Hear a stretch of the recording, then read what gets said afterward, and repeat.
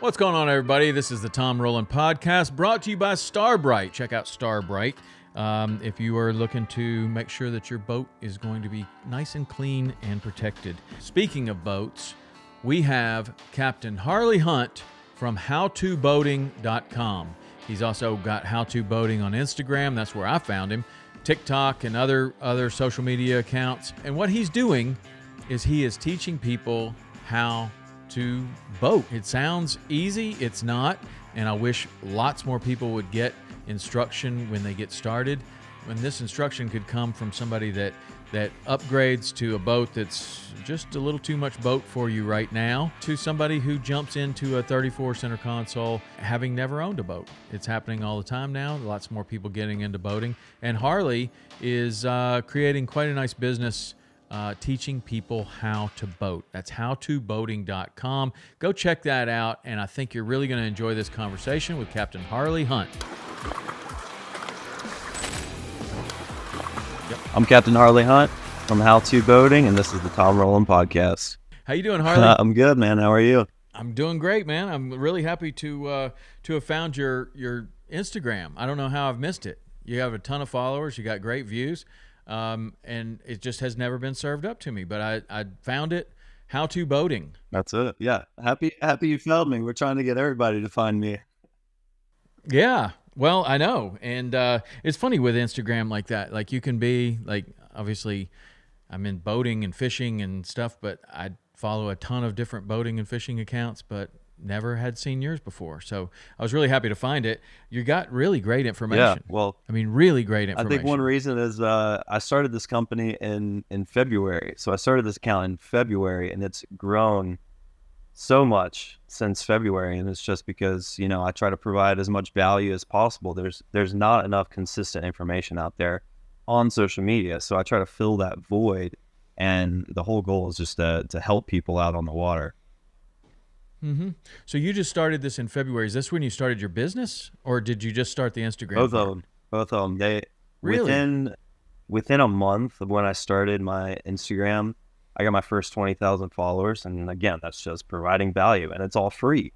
Though the only cost there is your time, maybe a minute of your time scrolling through Instagram, TikTok, right. Facebook, all of that stuff. But yeah, it's been incredible.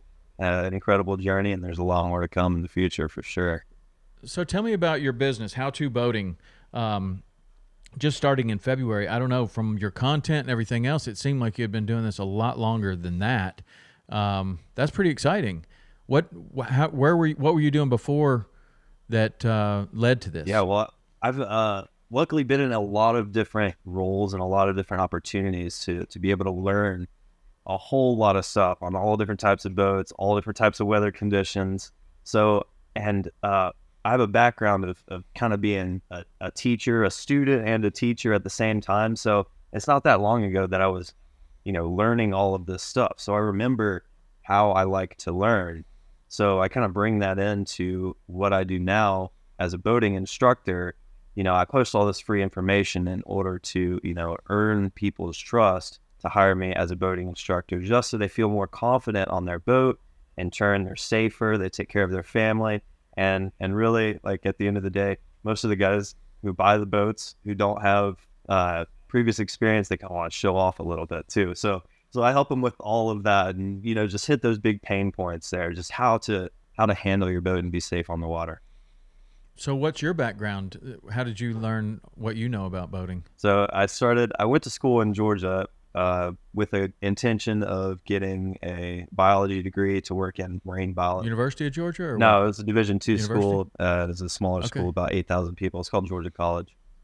So I went there. Division II. Does that mean that when someone calls it a Division II school, that were you an athlete in that school? Yeah, I played baseball there. Okay. Yeah, all right. And that's why I got my foot in the door there. So I got my bachelor's in biology and also master's in biology with the intention of going on to work on the water as a marine biologist. So while I was in grad school, I was able to work with Florida Fish and Wildlife in the artificial reef program, which was such a great experience. I got to dive on so many different artificial reefs, got to know the backgrounds of all of that stuff. I was able to run their boats, do a lot of, marine biology stuff, diving, scuba diving, all that. And I've just had the opportunity to go from there to move on to Key West. I kind of got out of the marine biology stuff because I figured, I didn't want to do all the kind of the paperwork behind the scenes, because it's, mostly paperwork, blue tape, government stuff. So I moved to Key West and started working down there. I started off there as a dive master, worked my way up to being a captain there too. But after Key West, I spent a lot of time in Key West. After that, I moved up here. I'm in Fort Lauderdale now. I worked for a company in Miami on 120-foot yachts. So I was able to move up the ranks there to be the lead captain there. So I was able to, manage crew, captains, staff, all of that stuff, and teach throughout, everywhere I've been able to teach. And I'm just bringing that now finally to the public, and it's pretty well received so far. Yeah, that's really cool. Well, I mean, there's been an explosion in boating. Certainly COVID helped with that. And, people just like to get out on the water. There's certainly, and there's a lot of innovation in boating that's making it a lot easier. Like certainly in a lot of the ways that the outboard manufacturers are using the joystick and stuff, it's way easier for people to dock. I find that harder because I learned the other way, but I don't use a joystick, but some people, are super comfortable with it, and it is very easy to do. But I mean, boating has become in a lot of ways easier for a lot of people. However, the boats keep getting bigger, more horsepower, and the temptation is to jump into a boat that maybe you're not ready for yet. And I'm sure that you see plenty of that. Yeah, the joysticks are definitely a selling point from those, boat manufacturers, those OEMs. Definitely a selling point for a lot of people. But then, they get those, and then after a while, they may break or something happens where they can't use it, and the owner of the boat kind of freaks out. They're like, I don't know how to do I don't know how to drive with just the sticks, right? So that's where I'm here. I don't normally teach on the joystick because that's not the stuff you need to know. You need to know the stuff, when something breaks, you need to know how to dock. Even if you have twin engines or triple engines, you need to know how to use one of those engines in case the other one, goes out. So I teach the basics, the basic fundamentals of physics, all of that stuff of driving boats. And, we compound over there and fine tune your skills the more time I'm with the client. Huh, that's cool. So when you were in Key West, what kind of transition did you make from going from whatever you were the captain on in Key West, a smaller dive boat, I would imagine, to a 120-foot yacht? Is that how it went? You went from a 40-foot dive boat or something like that to I was on a 40 and a 120-foot yacht dive boat in Key West, and I just wanted something bigger. They're not any huge boats in Key West since you've got all that experience down there. There's not any really big boats in there, but I wanted to step up. So I moved up here to Lauderdale, yacht capital of the world. Started applying for yacht jobs in Miami, Fort Lauderdale. I was about to take my STCW to maybe go into the private yachting industry. I ended up not. What is that? Say that again. The STCW. What is that? What is that? I'm not sure exactly what it stands for, but it's I don't either. But it's like basic certifications to work on private yachts. So you see, all the yachties around the world, they all have STCW, whether you're a stewardess, a crew member, captain, they all have to keep that current, similar to a captain's license in a way. But I was going to do that with the intentions of working privately on yachts. But while I was trying to figure that out, I was applying for jobs here, and actually, a company hired me to work on these massive boats, which is, before that, I didn't have any experience on anything 80 foot or larger, but I was lucky enough to get my foot in the door there, start working on those, learned. I picked it up really, really quickly.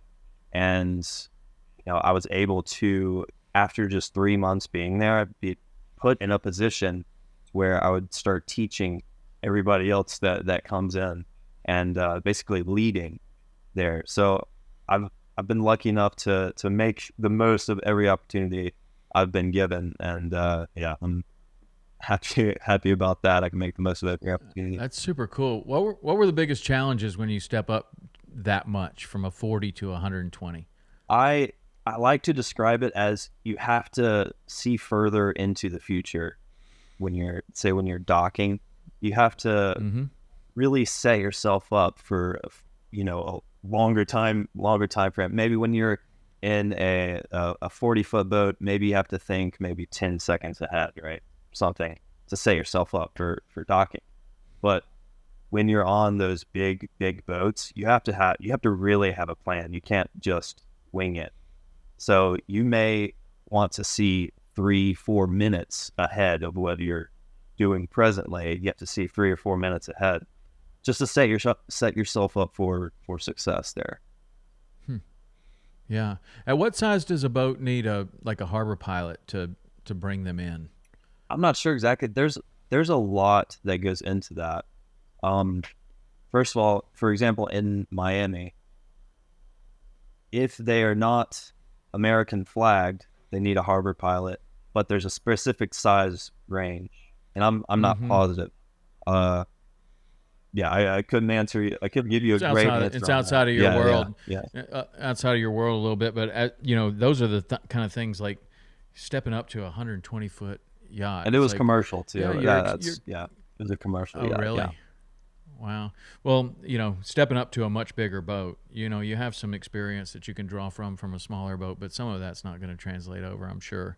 It's like it's a different animal, like totally different. But that's pretty cool. So when you're doing that, where did you see the opportunity to do what you're doing now? Did it start as like a side project? Did it start as out of necessity that one of your friends needed to learn how to do it? How did you see the opportunity for how-to boating as it is today? I think the more people I've met, whether it's teaching or just out in the field, meeting random people, there's a lot of information that general people lack. And I've had so much experience on the water, different types of boats, different conditions. As I said, I can try to fill that void as much as possible. And I try to on, Instagram, TikTok, Facebook, all of that stuff. And, it seems like everybody is itching for that sort of information. And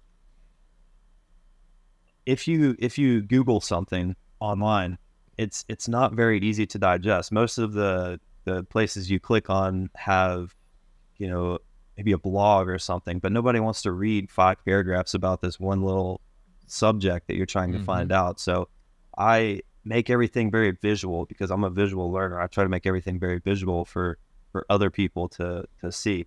But the reason, I started doing this is just because there was just a lack of information out there. I wanted to fill that void to make everybody safer and understand how to operate a boat. Mm-hmm. And where, like, at some point, in all these entrepreneurial kind of discussions that we have on the podcast here about someone doing something and then seeing an opportunity somewhere else, which is what you did. Obviously, you're on the 120-foot yacht. You got a great job. You're doing what you want to do, but there's this other opportunity. Like, how did you do that? Did you make the jump? Did you just quit your job and decide that this is what's going to happen? Or did you kind of start it before you quit and then see that there was some potential there? Or explain that process to me. Yeah, I started it in February and it went really well.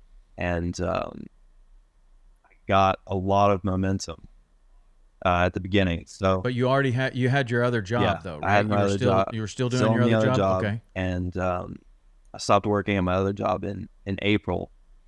So that was 2 months of my, I was working 2 jobs, I guess, for 2 months. And then I decided, if I'm working there 12 hours a day, I can only put 1 or 2 hours a day of time into what I want to do on my own. And so I figured if I can only do 1 or 2 hours a day and do what I'm doing, with such success, if I just made the jump and worked 10, 12, 15 hours a day on my stuff, then I would be so much further ahead in a week, right? So if I was working at my job and then 1 hour a day, which is 7 hours a week, on my own stuff, I could flip that. Instead, I'll have 15 hours a day, give or take, on my own stuff. So I'd be 15 times ahead of where I was. So I just made the jump, and it's been so successful. It's been awesome. I've met so many good people, you included. And that's awesome. And it's cool. Man. The people I work with, they have the money to buy really, really nice boat, because most of the boats I work on are brand new. It's their first time owning a boat. And the second thing is, the reason why I love the people I work with is because they're all humble enough to say, hey, I need help. So and they're all social too. They wouldn't reach out to me if they weren't social. If they kept to themselves, I feel like, they probably wouldn't be outspoken enough to reach out. So they're social, they're, fairly wealthy, and they're really humble. So even I get business, advice from them when I'm out there. So that's why I just love the stuff that I do. Right. Well, that's the same like being a fishing guide. You're taking your customer base is CEOs from all over the place, and blue collar guys that have been saving up for the whole year to come and go fishing. But you learn so much from those people. You do. You have these problems that you think are, I just don't know the answer to this. And they're like, oh, no, do it this way, that way. I've done it 20 times that way. And that's really cool. So when you first how does your business, I guess what I'm asking is like, are you selling courses, or are you actually going out? Like on your Instagram, it says, I'll train you on your own boat or something like that. I'll take you. So you go out with people on their own boat, but you also have courses that people can take? No, it's only me being there physically. I try to provide as much free value as possible via media. And if they want to hire me to do private instruction, I'll do private instruction. Now, I don't give a certification or anything at the end, because my goal is to, personalize the course to them. Right. So if they already know navigation markers, then we won't talk about navigation markers. If they just want to know docking, then we'll take the steps to learn docking. So, a lot of the certifications, if people give out actual certifications, they have to go through specific criteria to get there. But the goal for me is not to just hand out certifications. It's to, help the client gain confidence in their boat. So in turn, they're safer.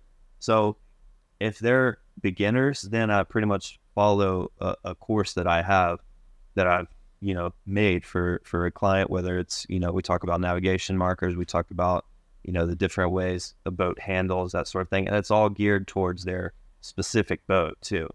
So like, for instance, if you have a twin screw vessel or, a twin engine outboard vessel, I teach splitting the sticks way, and I also teach the steer and gear way. So you turn to the right, put it in forward, turn to the left, put it in reverse, just in case, one engine goes out. So I teach as much as I can in a 4-hour span for the client.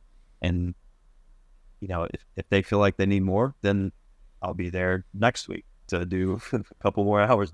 So you're basically like a fishing guide just takes people every day going fishing. So you're basically a boating guide, coach, a boating instructor. But you go, they're buying your time. So you go out with them all day, or do you do multiple people in one day? Like you do a half day in the morning and a half day in the afternoon? Yeah. Is that how it works? Yeah. Or yeah. So typically 4 hours is good enough for their attention span, because at about 3.5 hours people kind of check out unless they're really like excited to be on the boat and all of that stuff. But 3.5 hours is a good time, and then you get to 4 hours, and then it's perfect. And then I'll come back next week. Now, typically you have a 4-hour fishing day or 8-hour fishing day. Some people do want 8 hours, and I've done that. And then I'll just book myself enough. Sometimes I'll have a morning 9 to 1, and then like afternoon 2 to 7, 2 to 8, or 2 to 5. What is it? Whatever. But yeah, sometimes I'll hook myself up like that. So I would imagine that if you are new to boating and you buy a boat, say you've never been in a boat before, or maybe you've been in one but you've never owned one, and you go for like a 34 with twins. That, I mean, that's kind of intimidating to somebody that's been in a single engine boat, you know, a 24 footer, and stepping up, you know, to a 34. But a lot of people jump right in at that point. Like, how do you teach them how to dock? Are you doing that in the marina? Or are you going out in open water and showing them some things that, you know, like buoys or something, to where you could, if they mess it up, like there's not a big circumstance? Yeah. I mean, how do you do that? I mean, we don't start off with the hardest thing. Absolutely not, because that's just so intimidating. So what we do is, the first thing we do is, I'll just take it off the dock. I'll tell you everything I'm doing, what I'm thinking, you know, what I have planned for getting off the dock, all of that stuff. And then we'll just go out in open water. And it's nice. We just go sit out in open water. We'll drift a little bit, and I'll go over. I bring a whiteboard and some magnets and stuff, and show them, you know, what we plan on doing to get to that stage of docking. So we'll start off with, one of the first things we do is finding the range of the wheel and centering the wheel. So you want to spin the wheel all the way to the left, count how many rotations to get all the way to the right. So say you have 4 rotations from the left to the right. Okay, now we want to find the center of that wheel. So we divide that 4 rotations into 2, and then you turn back 2 rotations, and your props or your engines are centered. So that way you don't have to turn around and look every time, you know, where you're steering, because say you're docking bow into a slip or something. You don't want to keep turning around, looking where the engines are, making sure they're still there, you know. So that's one thing, is finding the range of the wheel and centering the wheel. The second thing we do is we just start to get the feel for the boat. We'll typically drive up to a marker, a channel marker somewhere where, you know, it's not too not a high traffic area. We'll drive up to the marker and we'll try to hold position on that marker. We'll go bow into the wind. We'll sit there. We'll just leave it in neutral, and I'll show them how the wind reacts on our boat. So it'll start pushing the bow to one side or the other, and the bow will just fall off. So we'll just let it drift with that. So now we know how the wind, say it's 10 knots. We know how 10 knots of wind will affect your boat, right? And we know if there's going to be 15 knots, then it's going to be a little bit faster. If it's going to be 7 knots, it's going to be a little bit slower to react there. So after we just see how the boat drifts along with the wind, then we go and actually hold position, bow into the wind. Okay. And we'll realize as we're driving up to that marker to hold position, you're kind of fishtailing a little bit. So the bow gets maybe to the left side of the wind, and it starts getting pushed off, so you have to overcorrect to the other side, then you have to overcorrect, and then same thing with holding position. That's all you're doing is overcorrecting. So I'm like, okay, you're doing a lot of work here, you see. So there's an easier way to do it. Let's spin around, go stern into the wind on this marker, and let's see how the wind affects us. We'll put it in neutral. We'll go stern into the wind, put it in neutral, and see how that wind affects us. And then what they realize is it's slower. To 10 knots on the stern of the boat moves slower than 10 knots on the bow of the boat. And I'll talk about, you know, you don't have any propulsion at the bow, and it's really light compared to the stern, so that bow is going to get blown off almost immediately. The stern, it'll stay sitting there for a while. Eventually, of course, it'll get pushed off to one side or the other, but it's not as quick to move as, you know, the bow into the wind. So then we let it drift off, and then we back up to that marker. And all you have to do to reverse into that marker, point the engines right at the marker. The bow is always going to be downwind as long as you have steerage at the stern. And then you just back up straight to the marker. Easy as that. So there, they get a really, really good understanding of how the wind affects the bow, how the wind affects the stern, and how to mitigate that. Say they want to wait at fuel dock, or wait for somebody to get off of the fuel dock. So they have to hold position. Now, this is the easiest way to hold position before they get off the dock. Yep. That's great. And so you teach that away from the marina, which is as smart as an idea as I can see. The first time I had a fishing guide work for me, he wasn't very experienced. He got his captain's license, but he still didn't have a lot of experience. And I had my boat in the water behind my house at a canal. And I was like, okay, this is what I want you to do. Before you even go anywhere near the marina, like there was no boats in my canal, basically. I want you to come in, tie up the boat perfectly. And then I want you to untie the boat, back out, idle out, all the way out of the canal, turn around, idle back in, and come back in and tie the boat up. And I want you to do that 100 times.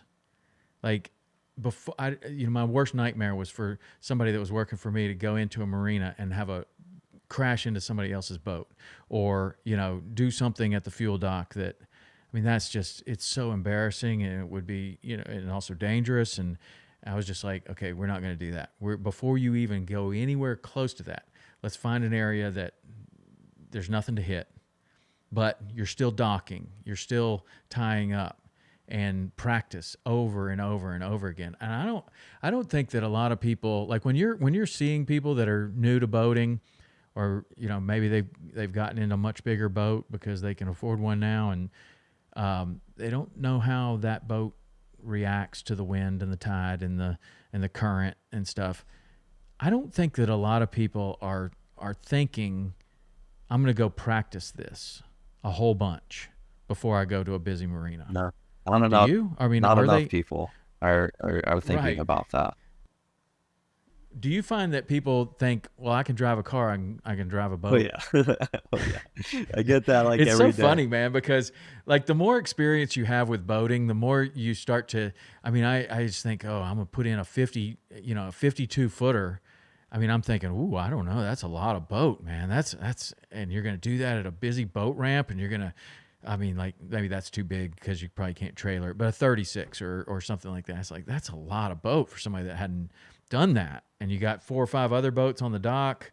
Like, that seems extremely intimidating to someone that has a lot of experience boating. But there'll be another person that thinks, I guess it's, naive is bliss, right? Or what do they say? Like, ignorance is bliss.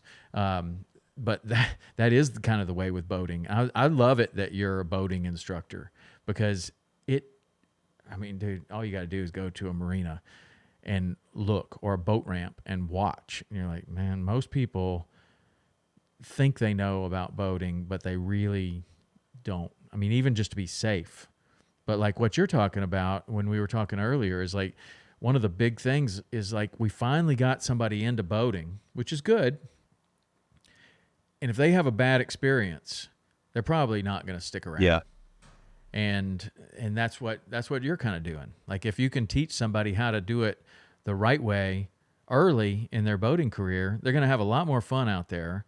They're probably going to buy lots more boats in the future as they start to step up, which is almost always the case. People get bigger, nicer boats as they get more confident, and they see that they want to do other things. Like, well, I could actually take a boat to the Bahamas, but not this one. I need another, a bigger one to go over there. I think that's really cool what you're doing, and I'm sure that your business is gonna take off like that. It's cool. I think you should have a course though. Yeah. I think you could reach a lot more people with a course. Yeah, absolutely. Too. We're working on that. We're working on that for sure. A lot of stuff going on. Do you have somebody helps you? What's that? Who helps you with your business? It's just me at the moment. I've actually partnered with Nautical Network. That may not be out completely yet to the public, but yeah, I've partnered with Nautical Network, so the media, the content is going to get a hell of a lot better, and then we'll also start to produce an actual course. Like, you have the Florida Boater Safety Card. Hopefully, that's in the future. But yeah, everything is gonna get so much better with the resources between both how-to boating and nautical network. So that's going to be a blast here in the future coming up. Man, that's cool. All right. Well, usually on the podcast, I have this thing we call the hot seat, and it's a bunch of different questions that we ask people, and it usually gives us something else to talk about, and sometimes it's even funny. So I've got some that custom made for you. We'll do the hot seat now. All right. So you just answer them as quickly as you can without a lot of thought. That's what they're designed for. Chocolate or vanilla? Chocolate. Text or call? Call.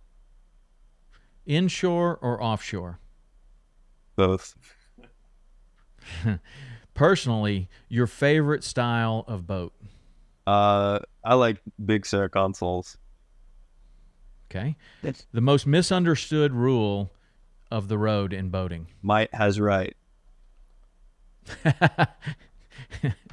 Have you ever run aground? Actually, no. I know there's that saying. Okay, there's that good. saying where, you know. Not yet. Not yet. So yeah. That's what I say. Will. Yeah, Not yet. Yeah. If you're out there enough, it probably will happen. Coffee, tea, or energy drink? Energy drink. The biggest boat you've ever captained? 120. But yeah.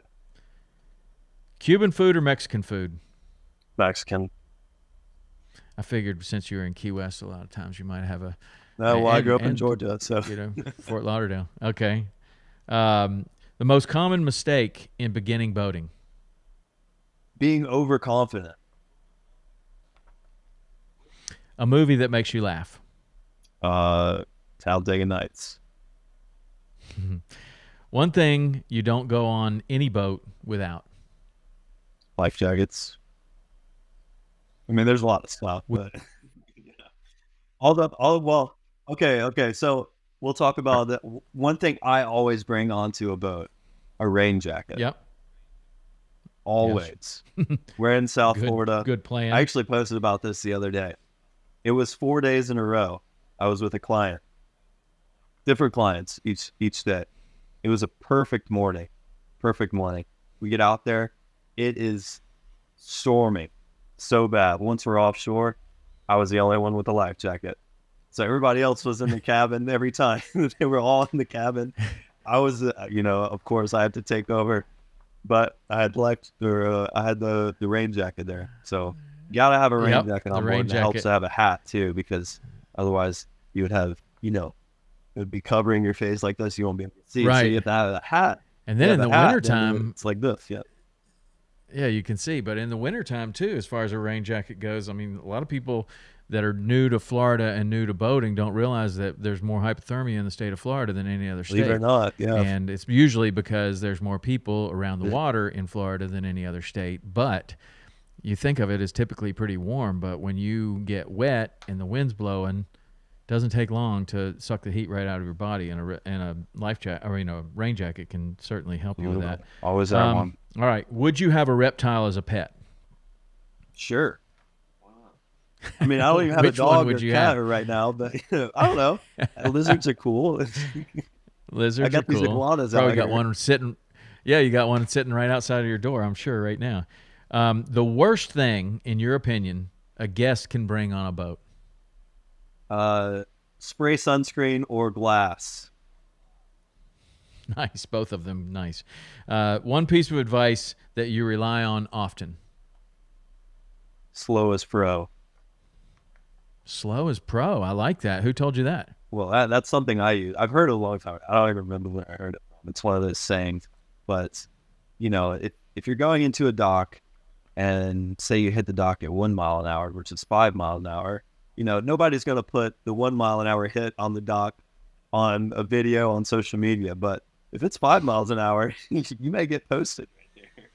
So if you're going slow, it seems like you know what you're doing, even if you do hit something. Plus, it's not going. You won't hear a crunch or anything at 1 mile an hour. But 5 miles an hour, you might get some damage there. So slow as pro. Slow as pro. Is there a book that you've liked so much that you've given it as a gift? I have a few books.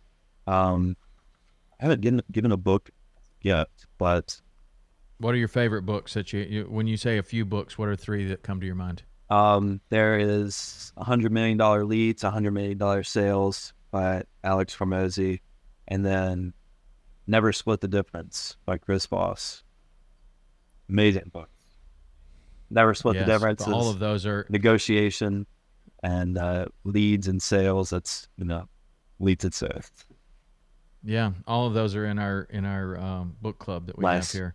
I just read the $100 million leads just very recently. I read the other one, the precursor to that, before that. But I really like that Never Split the Difference. That's a really great amazing book. Yeah.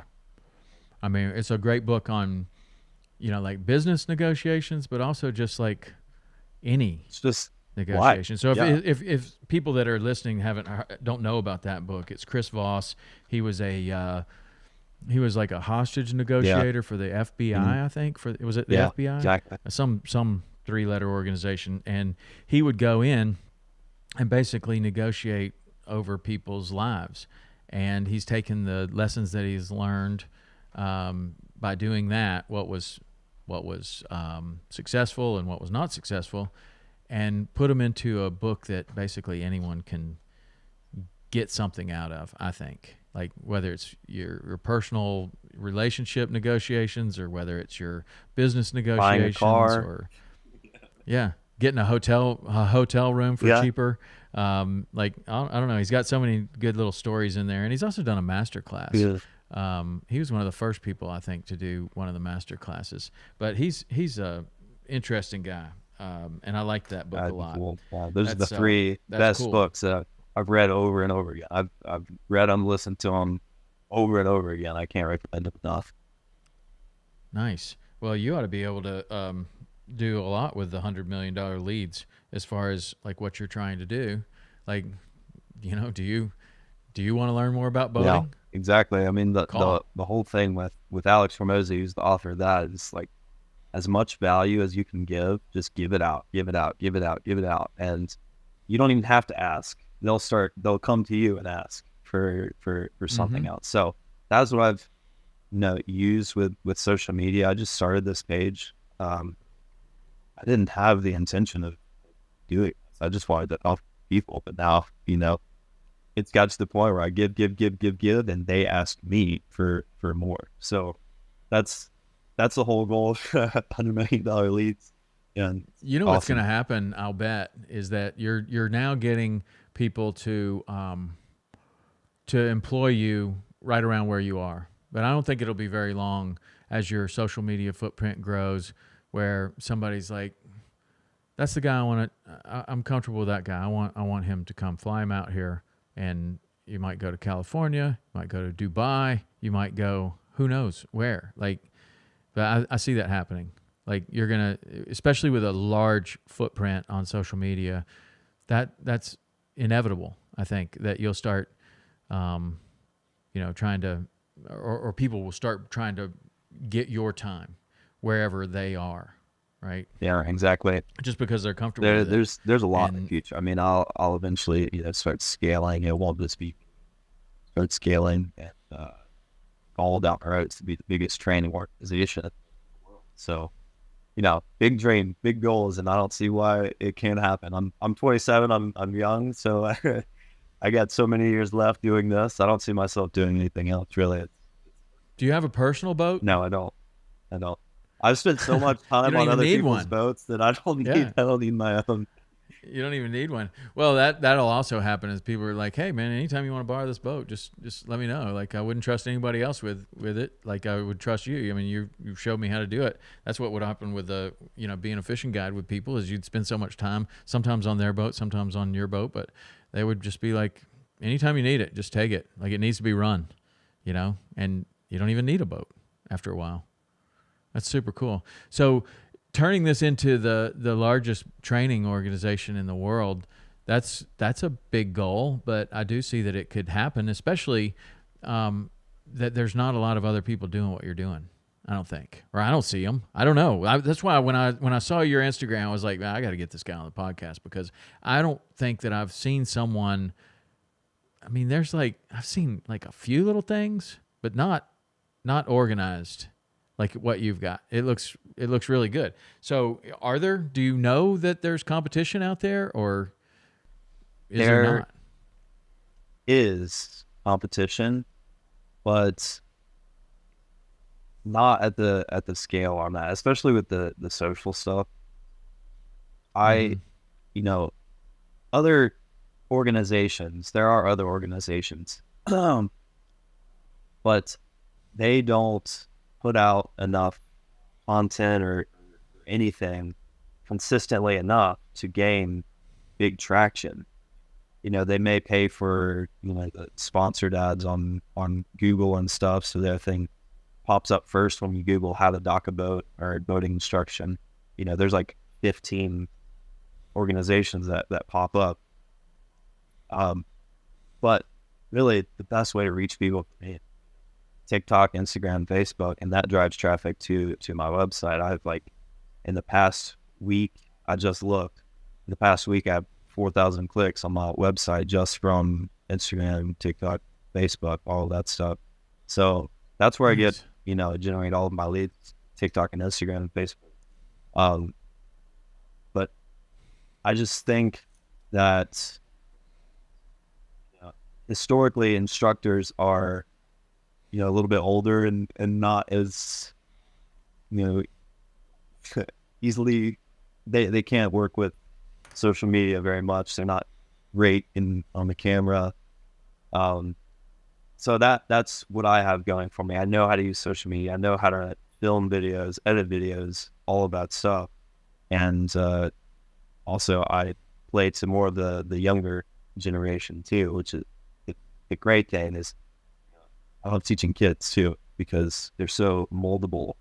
And when I was working as a captain, if I had a kid on board, they would be driving the boat right there next to me. And hopefully, they turn out to be a captain. We'll see them in the future, doing this stuff.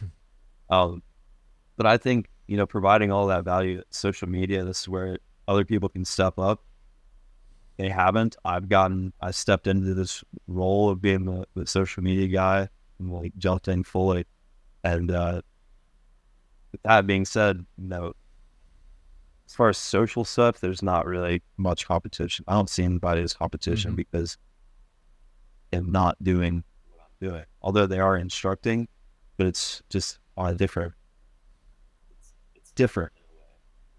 Yeah, but man, it's such like a blue ocean out there. Like you probably read those books too, but it's like, I don't know. You could become a fishing guide tomorrow and work really, really hard at it. In a few years, you could be really good at it, and you could carve out a niche where the cream always rises to the top. And so there could be thousands of fishing guides. And, if you're willing to work hard enough and you're willing to, do what it takes and learn from the people you need to learn from and be in the tournaments you need to be in, and you continue to learn on a very fast progression, you can find your way right to the top, even though there are generational fishing guides and there are, people whose entire families are fishing guides, and that's the entire business. You could come from another place and you could work hard enough and you could rise up to be one of the better fishing guides in a certain area. What you're doing, there are so many people that are getting into boating for so many different reasons. Like a lot of times we have to remind ourselves that, look, not everybody that owns a boat is a fisherman. Because that's our world, like fishing. Everything is about fishing or diving or getting in the water or on the water. But there's so many people that just want to go to the sandbar. They just want to ride around. They just want to go down to the restaurant and dock the boat and have a nice night out. And they might not even get on plane. Like they just want to idle somewhere and have this boating lifestyle. There's so many. I think there might even be more people like that than ever care about fishing. And you've got this opportunity where even if there were thousands of boating instructors, you could build what you're building right now. But I don't see it. I don't see that there are very many boating instructors. There's really I see not. that as a giant, people will, and I certainly when people would move to Key West or something and they would book me to go fishing. And then they'd say, hey, I'm buying a boat. and I want you to help me get it set up, and I want you to help me, with the safety gear, and I want you to make sure that we got everything. And of course you would go do that. They'd pay you just your regular guide wage, and you go spend a couple of days with them and get their boat all organized and stuff like that. But that was it. You show them how to get out, you show them how to get back in, and that's it. And you just move off, and good luck. But that's a rare individual that's doing that usually. Somebody that wants instruction, but you're marketing it, and you're gonna create a great business out of that. I have no doubt. Yeah, there's really only awesome. I could count on one hand how many organizations / other instructors there is. It's there needs to be more. I invite people to do what I'm doing because there's such a need for it, and nobody knows they need it. It's not well marketed at all, and that's where I've stepped in and made this name for myself, because I actually try to market with all this free value, but nobody else does it. There needs to be more. I invite everybody. Yeah. I've seen a few people that have tried to do it, but not at the scale, not so consistent. Well, maybe they end up working for you. Yeah. I mean, there's a lot of times where people are like, well, I'm a fishing guide, and I like to fish, some of the time, but if somebody asked me to, if I could also be a boating instructor, I'd be fine with that too. There's plenty of guys like that are qualified, very knowledgeable, qualified captains with tons of experience that, might be happy to just show somebody how to do their boat. I see them working for you. I see it as a good opportunity for people to get extra work and utilize the skills that they have that they don't even realize are as valuable as they are. You know what? If I was a fishing guide and I knew everything about fishing, which I don't, I haven't spent much time fishing at all, but I would be teaching. That's how you gain people's trust. Go on social media. This is how you rig a hook, whatever. This is the spot if you want to go for this fish. This is the spot generally that you want to go to. If you want to go to this other place, go to that. There's unlimited things that you could talk about. How to run your boat when you're trolling. All of that stuff. How much line you let out. That's out there. That's definitely out there, and people have had good experience and good success through teaching, myself included. I mean, that's basically what we do with the TV show is we teach people how to fish and how to have a great experience out there, and that it's not all about catching fish. There's a lot more to it. Well, that's exactly why you've been so successful is education. Because you give, right? You just what you're talking about is if you give enough, I think people will really, really want what you have. And at one point, it was only my time, just like you. Your time going out with someone. But then the next big challenge for you is going to be okay, how do you multiply your time? How do 5 people use your time at once? How do 50 people use your time at once? 1,000 people, and you're doing that on social. I mean, that is what you're doing on social. It's cool. Hey, with so many people contacting you and seeing this since February, what do you think are the what do you think is the most popular boat that's being bought right now? Either size class or in the state of Florida, you have so many different boats. A lot of center consoles, I would imagine, a lot of bay boats too. But what do you see as the entry boat that people are getting into? The people that I work with the most have center consoles, twin engine, between 25 and 40 feet. So I've worked with a few, triple engines, about 40, 45 feet. I've worked with a guy on a Viking, 52 or 54. I don't really remember. That's his first boat? It's his second boat. He had an 18-foot skiff before. So wow, and he steps up to a Viking, and he's going to run that himself. So this person in particular, he bought the boat 2 or 3 years ago. He's only used it once because he literally said to me he was scared of it, and I don't blame him. Yeah, that's what I was going to say. He's afraid of it. I got on that. I understand that. I got on that boat. The amount of horsepower it has was insane. You would put say the starboard throttle in forward, the boat would jump forward. It was insane. I don't blame him. I don't blame her. But it's just, preparing yourself for that momentum, that's what we worked on is preparing yourself with the throttles, making a plan, getting on and off the dock, all of that stuff there. But that was a tough boat. That was a tough boat to tame. I think it was overpowered. Well, most boats are underpowered. It was overpowered. Yeah, but I mean, people buy these boats. They go out once or twice, and then they're just like, it's too much. It's too much boat. So either they get a captain or they try to learn how to do it themselves. But a lot of times there's just very little opportunity for learning that doesn't come at a significant risk. Like, especially like where you are, Fort Lauderdale. I mean, the marinas there are packed full of boats, and those boats are all $700,000 to $1 million plus, way north of 15 million. Like, you don't want to bump into one of those boats.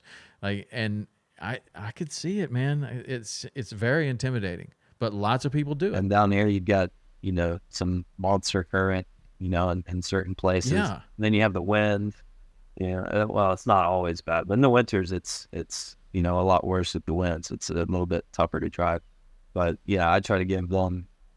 Like I said, we talk about wind and current first and see how the boat reacts, and then it plays into getting more and more difficult stuff as we go. Well, that's cool, man. Well, I think that that you have a really incredibly there's a lot of potential in your business. I think that you see that. Obviously, you're reading all the right books and you're doing all the right things, and I really wish you the best. If somebody needs your services or wants to follow you on Instagram or whatever, what do they do? How do they get in touch with you? Typically, I'll get DMs on How To Boating, TikTok, Instagram, Facebook. Shoot me a message there. My email is howtoboating@gmail.com. Also, howtoboating.com is where there's a little questionnaire form you can fill out.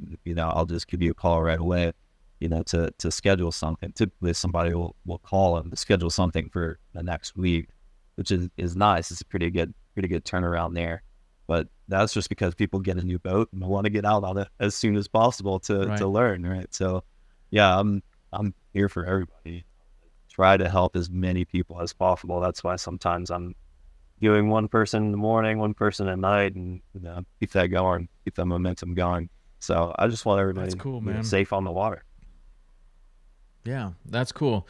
Well, Harley and I are going to do a couple of How To Tuesdays also. So if you enjoyed this podcast, stick around. There'll be some other How To Tuesdays, starting with the beginning stuff and maybe moving into some more experienced stuff. But if you're someone that is either moving into a larger boat, which we all seem to want to, and the time is right, you've decided you're gonna move up 10 feet.